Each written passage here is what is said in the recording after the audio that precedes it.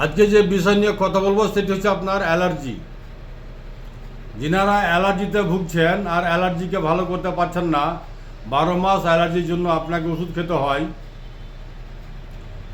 তার আগে আমি বলবো যে অ্যালার্জি কীভাবে ভালো করবেন শিখেলেন এবং জেনেলেন।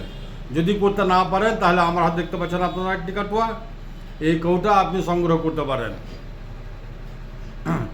যদি করতে না পারেন তো করতে পারেন তো আপনি নিজেই করলেন, আমি বলে দিচ্ছি। নিম পাতা নেবেন, ঘর 1 মুঠ নিম পাতা, নিম গাছের পাতা। নিম গাছের পাতাকে আপনি ছাইয়াতে 2-3 দিন শুকিয়েলেন। শুকিয়ে লাওয়ার পরে আপনি সুন্দর করে কুটনিতে কুটেলেন। কুটে লাওয়ার পরে অত সম পরিমাণ যতটি আপনার নিম পাতা হবে শুকানোর পরে অতটি পরিমাণ আপনি হলুদ নেবেন, তরকারিতে খাওয়া হলুদ, এবং অতটি শুকনো আমলকি নিয়ে আপনি সুন্দর করে কুটনিতে কুটে তারপরে আপনি গুল্লি বানিয়ে নেবেন মধু দিয়ে। আর সেই গুল্লি গরম পানির সাথে সকাল সন্ধ্যা একটি করে খাবেন। ইনশাআল্লাহ আপনার অ্যালার্জি চিরস্থায়ীর জন্য বিদায় নিয়ে নেবে।